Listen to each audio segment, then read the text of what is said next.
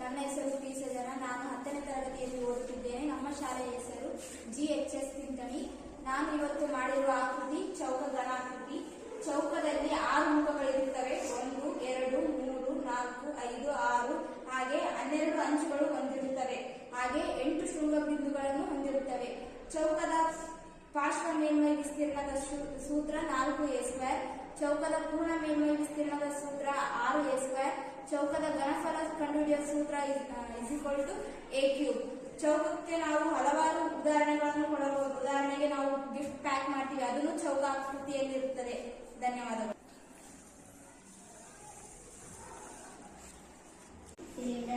Cylinder ಎಂದರೆ ಒಂದು ಆಯತ ಭಾವವನ್ನು ಸ್ಥಿರವಾಗಿ ಇಟ್ಟುಕೊಂಡು ಅದನ್ನು ಭ್ರಮಿಸಿದಾಗ ಉಂಟಾಗುವ ಆಕೃತಿಯೇ ಸಿಲಿಂಡರ್. ಸಿಲಿಂಡರ್ನ ಲಕ್ಷಣಗಳು: ಸಿಲಿಂಡರ್ 2 ವೃತ್ತಪಾದಗಳನ್ನು ಹೊಂದಿರುತ್ತವೆ. ನೇರ ಎತ್ತರ ಮತ್ತು ತ್ರಿಜ್ಯವನ್ನು ಹೊಂದಿರುತ್ತದೆ.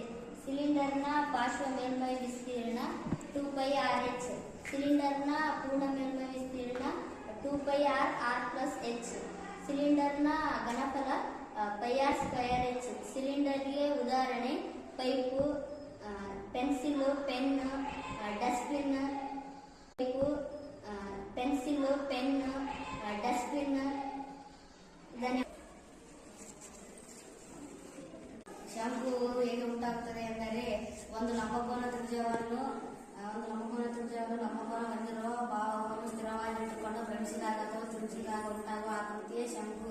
ಶಂಕುಗೆ ಉದಾಹರಣೆ ಎಂದರೆ ಗೋಪುರ, ಬರ್ತಡೆಯಲ್ಲಿ ಟೋಪಿ ಮತ್ತು ಐಸ್ ಕ್ರೀಮ್. ಬೇಸಿಗೆಗಾಲದಲ್ಲಿ ನಮಗೆ ಬಿಸಿಯಾದಾಗ ಐಸ್ ಕ್ರೀಮ್ ಅನ್ನು ತಿನ್ನುತ್ತೇವೆ.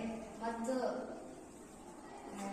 ಶಂಕುವಿನ ಲಕ್ಷಣಗಳು: ಶಂಕುವು ವೃತ್ತಪಾದವನ್ನು ಮತ್ತು ನೇರ ಎತ್ತರ ಮತ್ತು ಓರೆ ಎತ್ತರವನ್ನು ಹೊಂದಿರುತ್ತದೆ. ಹೆಚ್ಚಂಬ ಸಂಕೇತದಿಂದ ಸೂಚಿಸುತ್ತೇವೆ. ಶಂಕುವಿನ ಓರೆ ಎತ್ತರವನ್ನು ಎಲ್ಲೆಂಬ ಸಂಕೇತ ಹೆಚ್ಚು. ಧನ್ಯವಾದ.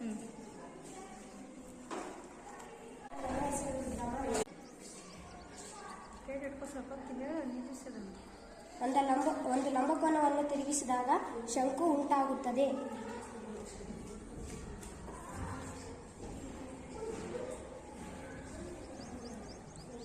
ಒಂದು ಆಯತವನ್ನು ತಿರುಗಿಸಿದಾಗ ಸಿಲಿಂಡರ್ ಉಂಟಾಗುತ್ತದೆ.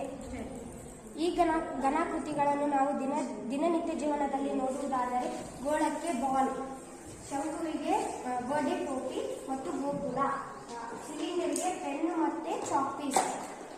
ಧನ್ಯವಾದ. ಅದೇ ರೀತಿ ಸಿಲಿಂಡರ್ಗೆ ಪೈಪ್. ಮೊದಲಿಗೆ ಚೌಕ, ಸಿಲಿಂಡರ್, ಶಂಕು. ಇನ್ನೋರ್ವ ಗೆಳತಿಯಾದ ಇವಳು ಬ್ಯಾಟರಿಯನ್ನು ತೆಗೆದುಕೊಂಡು ಪ್ರಾಯೋಗಿಕವಾಗಿ ಮಾಡಿ ತೋರಿಸಿದ್ದಾಳೆ. ಹಾಗೆ ಆಯತ, ಶಂಕುಗೆ ಉದಾಹರಣೆ ಟೋಪಿ.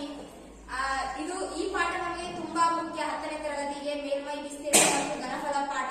ಈ ಪಾಠದಲ್ಲಿ ನಾವು ಹೆಚ್ಚು ಅಂಕಗಳನ್ನು ಗಳಿಸಬಹುದು. ಈ ತರ ಮಾಡುವುದರಿಂದ ನಮಗೆ ತುಂಬಾ ನಾಲೆಜ್, ಬುದ್ಧಿ ಅಥವಾ ಸೃಜನಾತ್ಮಕವಾಗಿ ನಾವು ಬರಿಬಹುದು ಅಂತ ನಿರೂಪಿಸಬಹುದು. ನಾವು ಬರಿತೀವಿ. ಧನ್ಯವಾದ.